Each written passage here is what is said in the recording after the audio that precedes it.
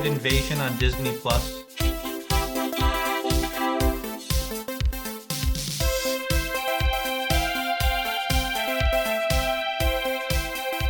Hi, I'm Obi, that's Ed, and we are drinking from the Garden Host, your favorite podcast. Guess wherever you get the podcast that you like us, subscribe, reach out to us on our Twitter, our Facebook, individually. We love to hear your feedback. It gives us wonderful things to talk about. And like for this episode, where I literally had to go request feedback from some people to get ready for this. Ed, how are you? Well, I'm a little bit shot out of a cannon. Not going to lie, we're taping late on a night before I took a day off from work. So, I'm having a good time. And I got to tell you one other thing before we get into your little thing that you want to do with the feedback. Delivery windows, Obi, have really got me pissed off. I'm getting delivery tomorrow. All week they told me the delivery window was between 7 a.m. and 7 p.m. Oh, which is ridiculous. But they said, don't worry, we'll call you the night before to narrow that delivery window down. So they called tonight, and the delivery window is between 4 and 8. Now, how does it go from 7 to 7 to 4 to 8? That's not even in the original window. That's some BS. That is definitely bullshit. I can't disagree with you there. Because they didn't want to tell you 8 to 8. So you're hoping they mean 4 to 7, but now they're giving themselves a little extra leeway because they. Yeah, and here's the thing: it's a Friday that this shit is getting delivered, right? Right. Do you think I want to deal with delivery guys at 7:30 on a Friday night? Do you think they want to deal with you? No, that's my point. Like, I don't want to deal with their attitudes. Like, listen, if you listen to me and you're a delivery guy, I'm sorry, I'm about to offend your ass. But if you're delivering shit at 7:30 on a Friday night, man, you are in the category of people I consider to be miserable at work. And you're going to be miserable, and you're not going to give a shit that you're putting on a good face for the company. And I'm going to have to deal with that crap. I think that I think every delivery person who just heard you respects you. Now they're not offended. Like, unless this asshole knows, right? It's not your fault that I'm showing up at your house at 7:30 after working in my ass all day and lifting heavy shit out of my truck. But I'm here and I'm not happy. And so yeah, I think that's I mean, should I have cookies out for these guys? Wait. I'm gonna have a couple beers. And I'm gonna tell them, like, right, here's the beers, and they're cold.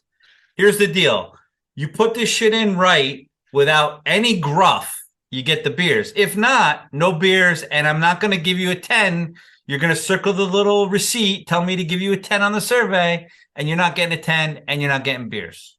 Well, that might be an effective carrot and stick. Look, this is funny because today, I took off basically from Friday afternoon through yesterday for the holiday weekend.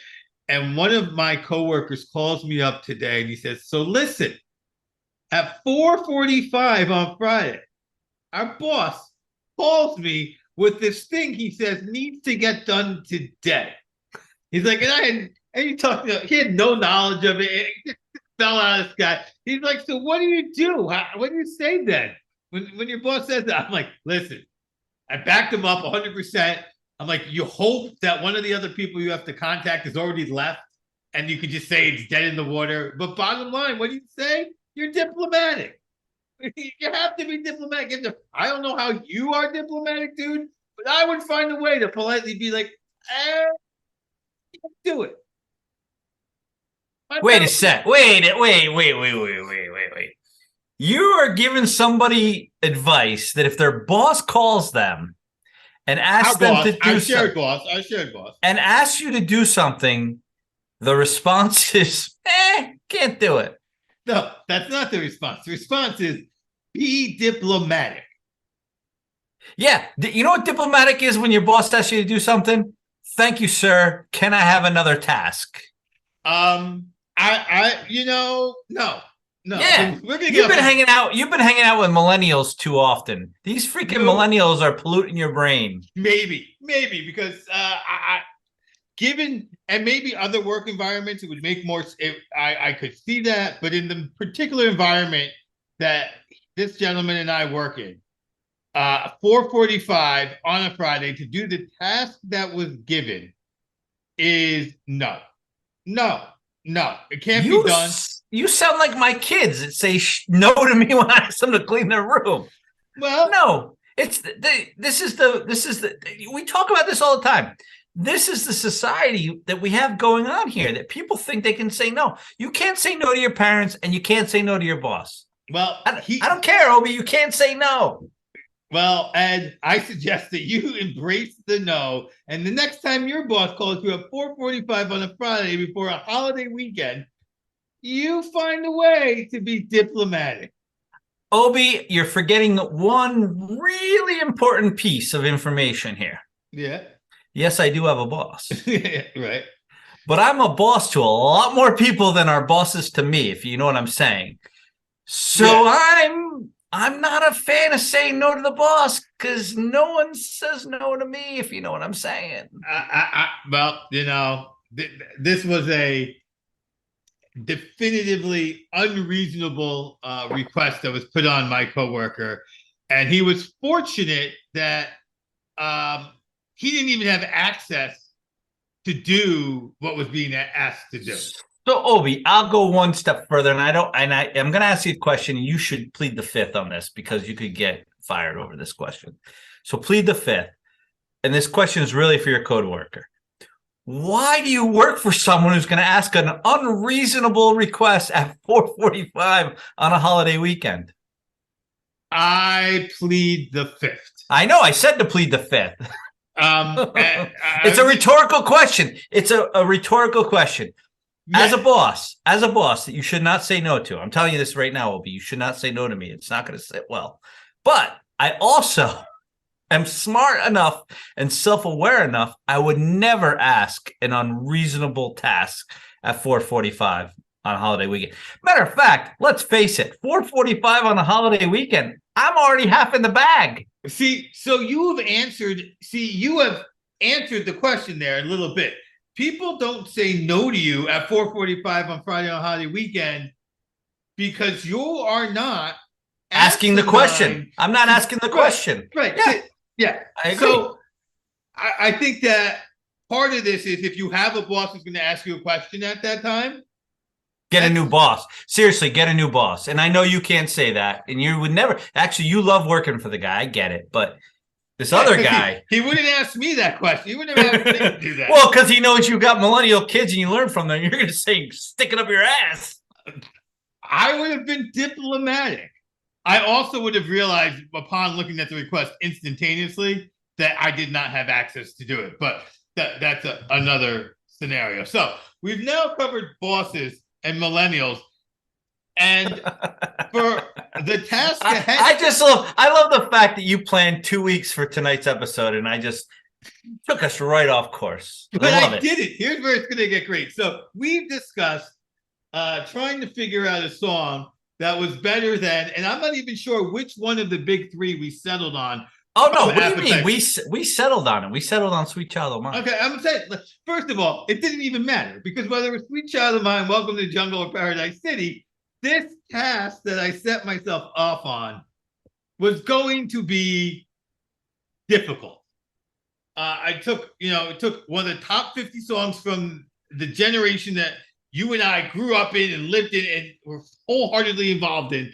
Said, let me find a song in 2010 or later that's better than this. So I set off and I went to my two children and I said, hey guys, here's the task at hand. I didn't even go to just 2010. I mean, they knew I was looking for 2010 in your lifetimes. And between the two of them, none of them gave me any song they would confidently say they thought was better than any of the big three songs on Appetite for Destruction. So we picked a really hard, ridiculous bar. Well, that's interesting because if you were to ask my daughters, they could probably give you all of Taylor Swift's songs, all of Olivia Rodrigo's songs, all of Ed Sheeran's songs. Because quite frankly, they think my music sucks. And that is fair. So, but I was not deterred. I mean, I got a list of music from them. I looked on every best of the decades list for the 2010s for to try to dig in. And the one thing I'm going to say to start off with is I was looking for music to compare specifically with the genre that you have made it obvious you are most into. And I will just say I was highly impressed with the offerings that were there. I'm not going to say that I think anything topped those songs. And I know it's ridiculous for me to even think I could have found something because, again, what that album was to people of our generation and specifically the 2 or 3 years, of our generation that we represent. Like that was just you're coming out of high school, going into college. This album drops, and you're just like, oh, okay. Glam metal's a little over. We're going a little more hard rock and it was just a thing. So that was my takeaway. So I don't know if you did any research on this at all or not. But Of course not, because I'm in Team Guns N' Roses, so I'm not trying to like make myself look bad here, Obi. You didn't want to accidentally discover some songs that you may like and want to add to your queue, your music queue, as I think the kids might call it. Well, listen, it might be in my music queue, but it's after Guns N' Roses. Let's just put it that way. Okay. So that is fair. But like I just want to give some bands that some props that I mean, I know you and I talked about Fall Out Boy off the air and Gorillaz, I think we talked about, but Paramore, somebody gave me some stuff. And right now I'm like, just focusing on some of the more Linkin Park was in there, Cage the Elephant. There's some good stuff. But there was one song post 2010 that I think not better, but did qualify to me as the best cover I've ever heard. So I'm going to start with that. What is out there post 2010 that is good? Because, like you said, your daughters could drop Taylor Swift. I could not believe how many Taylor Swift songs I know. Yeah, I wish I didn't know them either. I mean, I'm just like shocked. Like, oh my goodness, I know a lot of Taylor Swift. The other day I was listening to Karma by Taylor Swift, and there's a line in there, Karma is my boyfriend. I'm like, what the hell does that even mean? Like, that's not what karma is. Or is she not happy with her boy? Like, what the hell does that mean? And my daughter's like, I don't know. Just listen to the song. It's good. I'm like, no, it's not good. Okay. I found that there was a lot of, plenty of Beyonce I ended up listening to as well. Okay. Pitbull turns out. Oh, by the way, Pitbull's awesome. But, just not as good as Guns N' Roses. And a lot of Pitbull's biggest stuff was pre 2010. That was the other thing I found. There was a lot of stuff that was pre 2010. Like I'm a little disgruntled that I don't really have a good way to go with this episode. Well, I'll tell you something. Wait. I'm going to let you in on a little secret, though. Pitbull has a new song out that samples House of Pain, Jump Around. Jump up. See, yeah. But see, so when you are an artist in the 2020s or 2010s, and you're smart enough to sample a song from the 90s, it gets you like instant, like, holy shit, that old guy likes his song all of a sudden. You know what I'm saying? Like, so that's a key. Like, if you want to beat the Guns N' Roses, you better sample a 90s song or an 80s song to even get you close. I'm just saying. Yes. Oh, Billie Eilish. I didn't know how much Billie Eilish I knew. Yeah, she's talented. No doubt. Not as good. No, not as good. And your boy Ed Sheeran, he's got a lot of stuff. I mean, a lot of people. By the way, I should explain to everybody on this podcast because you heard how I didn't want to go to the concert, was regretting it, then went to it and thought it was a great show. I then went and watched the Disney Plus documentary 4 episode series on Ed Sheeran. And asked my daughter, who went to the concert with me, goes, "Damn, you're really into him, aren't you?" So I know everything about Ed Sheeran. I know how he does it. I think, whatever. I'm like a big Ed Sheeran guy, but not better than Guns N' Roses. Yeah, no, this is the problem. Nothing was going to surpass GNR. But like I said, I just when it comes to the other thing is, it was I expected when I was going to go through these lists of the 2010s, it to be just heavy hip hop rap, and it wasn't nearly as much hip hop rap as I was expecting. Kanye was there a little bit, but even his stuff wasn't monster, like just rap. Eminem had already sort of come out of his prime. So it was really just, unfortunately, you didn't do any research, so I can't talk about some of the decent stuff I found. That, again, is not better. Oh, no. Listen, I'm sure I know the songs. Talk about them. I'm just saying I didn't go out to try to prove myself wrong. Okay, why would you do that? I wouldn't, just like I wouldn't ask you to do some menial task at 4:45 on a holiday weekend. I'm not going to prove myself wrong. Well, okay. So, I mean, I did tell you one of my all-time favorite songs. It's from that era. That's Uptown Funk, which you told me was not your favorite Bruno Mars song. No. No. So what's your favorite Bruno Mars song? Well, my favorite Bruno, that's a great question. I can't, I'm not going to sit here and say I have a favorite. But, the grenade, he falls on a grenade. I like that one. Fall on a grenade for you? Yeah, well, because it's got the Vietnam tones to it, even though that's not what he's trying to do. But I just, that's what I think. And then, of course, Locked Out of Heaven. I like that one. That's a good one, so that's good. He's a short guy, though. Can't really get into that. My rock star's got to be 5'5" or taller, at least. Do you like Prince? All right, so I will tell you. I don't think Prince is 5'2". So, he might not. Listen, Prince. Prince is known as a great musician, and I bet if I went to his show, I would think he was better than Ed Sheeran, right? I know I'm getting feedback on that line, but I think the two greatest Prince songs of all time are "When Doves Cry" and "Let's Go Crazy," without a doubt. I mean, I know other people love the others. Listen, when I was a little teenager, I loved that Darling Nikki song because, right, said some stuff in there that I giggled about. But at the end of the day, his best songs are "Let's Go Crazy" and "When Doves Cry." But that's what I think of Prince. And you think he's only 5'2"?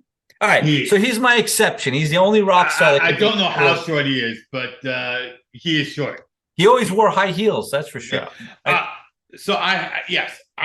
I went to the Rock and Roll Hall of Fame a few times, but the last time I went, I'm walking through the area, and you come around this turn, and there is this giant, huge blouse and bell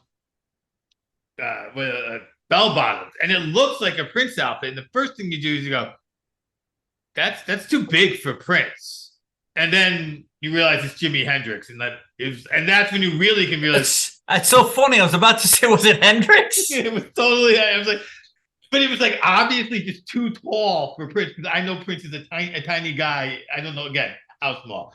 All right, another song that I thought was just fantastic from this era is "Rolling in the Deep" by Adele. That song is a true great from this era, and I could see you don't know a song of yours.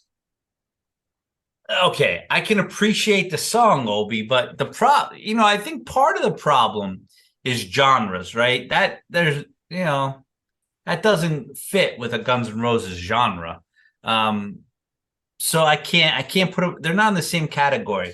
So it's not even a competition. And by the way, so music for me, it's about a feeling, it's about an energy, a feeling with energy.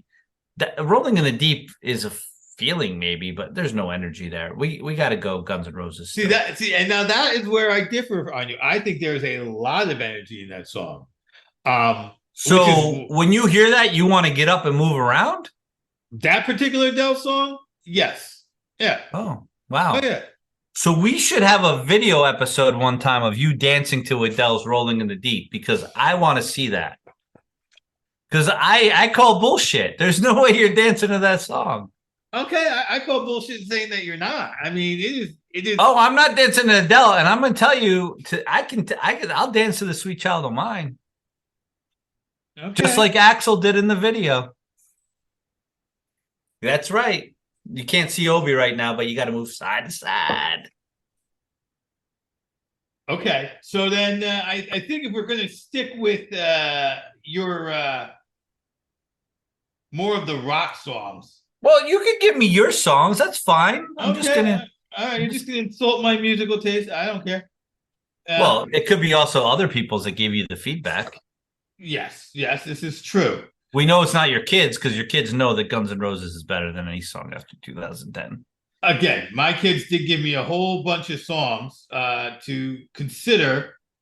And some of them were very good, and some of them I had never heard of. And then there was actually, and then they got music from a friend. One of their friends gave them music. And let me see if I can find this list here because there was a song in here. Well, for Chop Suey by System of a Down. That's one I would imagine you enjoy. Yeah, yeah. It's not. It's not the. No, that's kind of like a hack song. Okay. I So mean, now, listen, it was popular because of the genre at the time, and there's nothing else out. But that doesn't stand the test of time. okay. Now I mean, this listen. Here's something you got to understand about the test of time. Has Carrie Underwood covered the song? She's covered "Sweet Child O' Mine." Carrie Underwood. There you go. okay. Should we talk about Carrie Underwood's songs? Well, that's not my genre either, but Sheryl Crow has also covered Sweet Child O' Mine. So think about that. Like Chop Suey, nobody covered that shit. Yes. On the other hand, it's only 15 years old. Really good songs get And covered right away. yeah, yeah, and sometimes sometimes really bad songs get covered and become monster hits right away, Hey, and you listen, don't even know they're a cover. But I one hear of you. my favorite songs of all time, "All Along the Watchtower" by Jimi Hendrix, was not that old when he covered it from Bob Dylan. No, and Huge upgrade. Huge upgrade. yes. So speaking of covers, "Sound of Silence" by Disturbed. All right. Great song. Great song. Not better, but great song. There's no doubt. So I'm sitting here thinking because you said covers. So you're gonna and our audience has no idea what we're talking about right now. They know the Simon and Garfunkel probably, but they didn't know that Disturbed, a heavy metal band, did Sound of Silence. Great job. I'll tell you something else. Stone Sour, also a heavy rock band. They did a cover of "Gimme Shelter." Really good. See, so I think if you cover a classic, put you up there. But the problem is it's a classic that you covered, so it's not original. It's tough to get in there. Still a great song. It's tough to get in there as an original, though. I agree. So yes, when Disturbed, by the way, the first time I heard Disturbed's version of Sound of Silence, it's when we talk about covers, there's a constant debate. I don't know if it's a constant debate, but for me, if you cover the song and it sounds exactly like the original, like that band just did with Toto's Africa. Weezer. That was Weezer, by the way. Yeah, Weezer. I go, like, okay, I didn't come to pay for a wedding band. Like, I mean, if it's a wedding, great, but it's not a wedding. So when you cover a song, you have to find something in it that the original person didn't put in it. And the anger that Disturbed found in Sound of Silence is an anger I think has always been there. I've always known it's there. I've always been embarrassed when Simon and Garfunkel's Sound of Silence comes on, and I blasted it because I loved it so much. And I was like, this is how it should. Like the first time I heard that, it was this is how it should have been the first time. It was just one of the great I know you're not a. It's a great cover as far as I'm concerned. Well, if not one of the best covers. Oh, listen, I think there's a lot of good covers out there, like especially on rock songs. Like, so if you think about like one of my favorite songs of all time, just because of the mood and just because of what I was hanging out with at the time when we first heard the song, was Can't Find My Way Home by Blind Faith, right? So Eric Clapton and Steve Winwood's great song, right? And House of Lords, who I don't know what the hell they've done other than cover that song, Can't Find My Way Home, with like a little rock version. I think again they did it different, like because Blind Faith did it very acoustical, very melancholy, not even melancholy, but very laid back. House of Lords put some rock into it. I thought that was great. So they're out there. Those covers are out there, and they're Nonpoint does a great cover of "In the Air Tonight" by Phil Collins, yes. right? Phil Collins, one of the great songs of the '80s. I mean, what kid didn't? Well, at least I did. What kid didn't? Because we all had those stereos with the equalizers on it and the lights flashing. What kid didn't freaking blast that song and just get off on the freaking lights going all red when the drums kicked in, right? Right. And then you're wondering if you just blew your parents' speakers out or not, right? Like, but then Nonpoint does another version of that, a rock version of that. So there's even a version of it might even be Disturbed. Does Genesis is Land of Confusion? I think it is Disturbed. They do Land of Confusion as well. So rock. So I agree with you. If you're gonna do a cover, Guns N' Roses did a cover of Sympathy for the Devil of Rolling Stones, but that was back in the 90s. But the thing is, if you do a rock version of a little slower song, like you speed it up, you do something, I love the covers of that. Listen, we're devolving into covers, but one of the greatest covers of all time, besides Jimi Hendrix, All Along the Watchtower, which I think is probably the greatest cover, is Manfred Mann's Earth Band, when they covered Blinded by the Light, which was originally done by Springsteen. Two different songs. Like, that's the mark of a great cover. So I'm glad we agree on that, about what makes a great cover. If you just do the wedding band version, you're a wedding band. That's what you want. Yeah, right. So, what, even if you don't like the twist, I prefer a twist. Like, I'm like, oh, okay. Sound like you doing somebody else's song. Don't sound like somebody else doing that song. So, with that in mind, I'm going to drop this subject. Wait, one last thing now. Oh, okay. Wait, one last thing, just to put a bow on this music, because it sounds like we're getting off music. Just a bow. You brought up the short guy Prince before. Yes. Another cover, not rock cover. I'm not even going to say this is a great song, whatever. But Nothing Compares to You, right? By Sinead O'Connor was a cover of a Prince song. Yes. That song was actually, if you think about how good Sinead O'Connor's cover was, people didn't even know Prince sang that song first. I mean, I don't want to say that can be a whole episode, because there are people who are more qualified to do those things, talk about songs that you didn't know were covers. I mean, I see it all the time on the various streaming short video apps I have that are just like, really, like the person who made the song big and the person who recorded it initially, you're like, how did that happen? I know there are some people who do not know that Smooth Criminal is a cover. That the Alien Ant version of Smooth Criminal is a cover of Michael Jackson. Wait, they think that's the original? Yeah. Really? Yeah, How do you not know Michael Jackson? That was a big song when Michael Jackson did it. It was a big song when Michael Jackson did, but by the way, how did we miss that cover? Because that was a good cover, because it was different than the original. Because I was holding back, waiting to get to it. There's another one too. What about the Ataris' "Boys of Summer"? They remade the Don Henley "Boys of Summer" song. Right. The Ataris. Yep. All right, now we're going too deep. We're bringing out the Ataris. Yeah, we're bringing out the Ataris, which, if you look at it, looks like fireworks, the symbol. Upside down. So I have a bone to pick with the world about the 4th of July. I can't wait to hear it because I probably agree with you. You probably don't. So I know that I think we had this discussion last year, and the world hasn't changed. I know that in general, you're not a fan of fireworks, but you make the exception for the 4th of July. And Yeah, I changed. By the way, that changed this year. I was pissed off on the 4th of July. okay. No exceptions. No except see, and No. I'm going to wait. Like this is the 4th of July.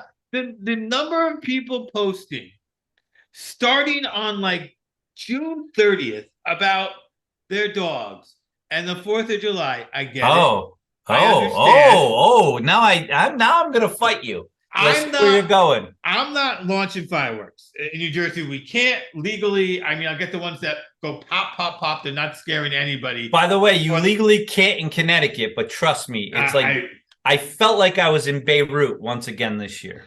So when it comes to fireworks, I want everyone to understand I am for where I've grown up and how I've lived.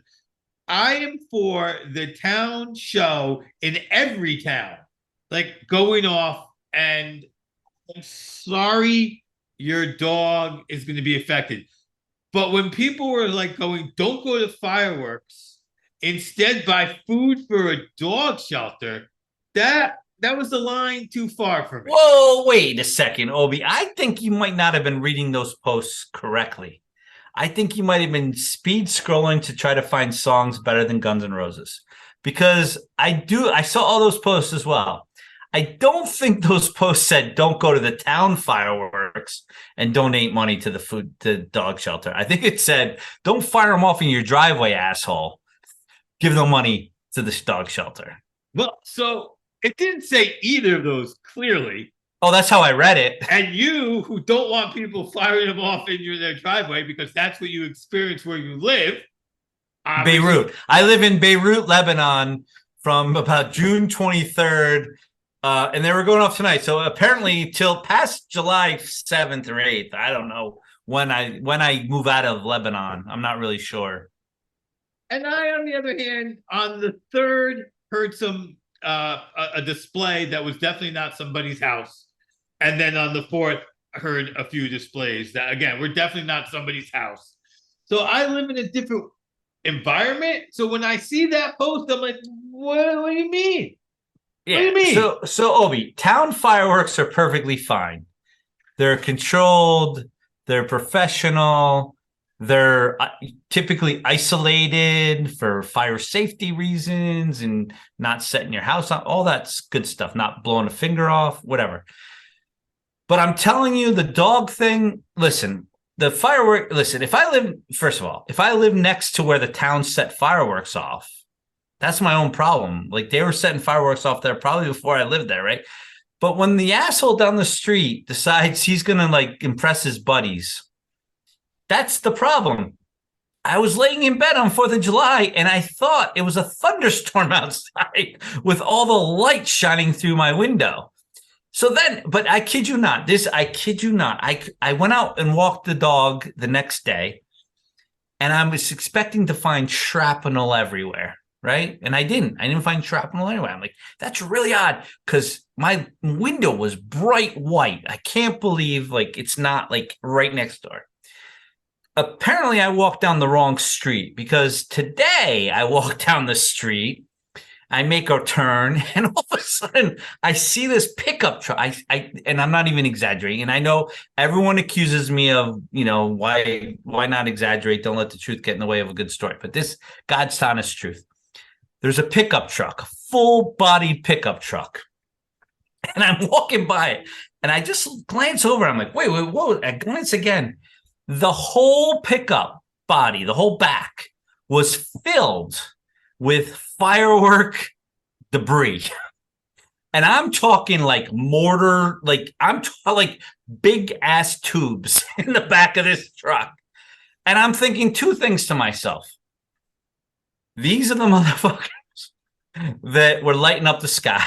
And two, when the cops tell me they can never find the people shooting off the fireworks, This dude was parked out in front of his house 2 days later with all of the evidence, and the cops can't find him?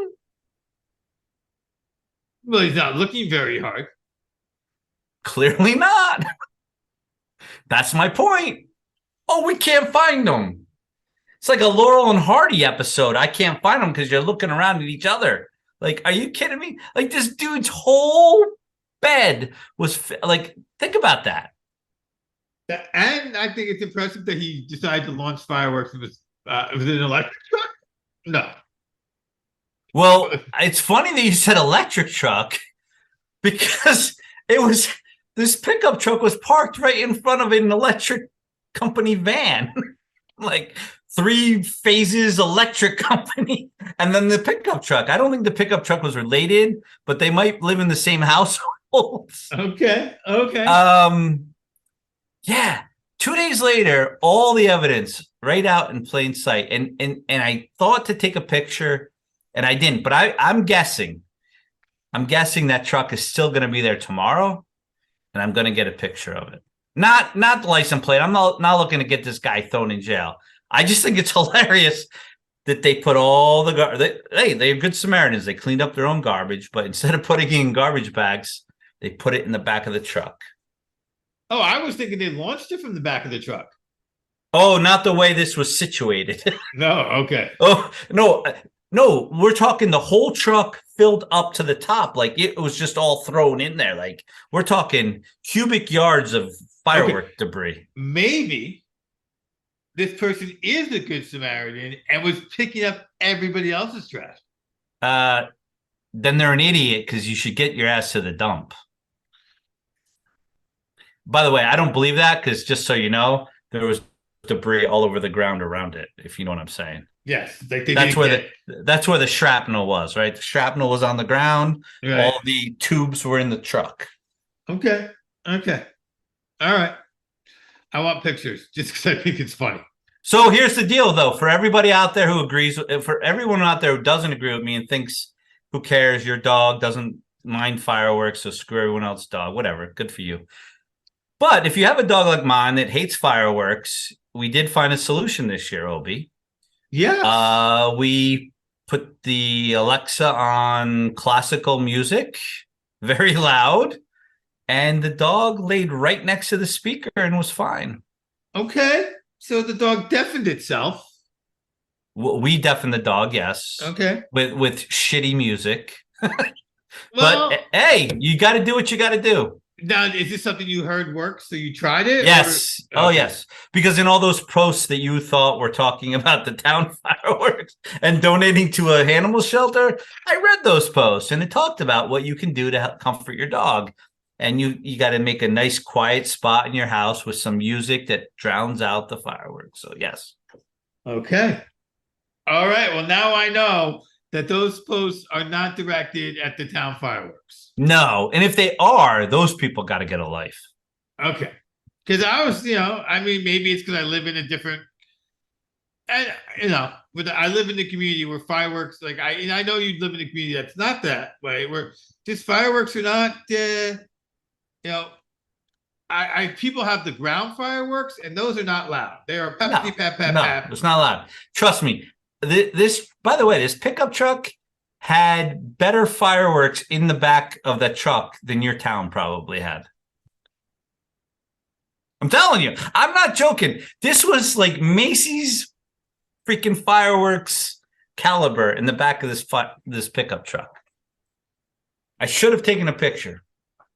I'm looking forward for the picture because if you get the picture, people will now know what the picture that was tied to this link was. Yes. Yeah. Well, yes. I hope. I'm going to be so disappointed when I walk the dog tomorrow morning if that truck's not there.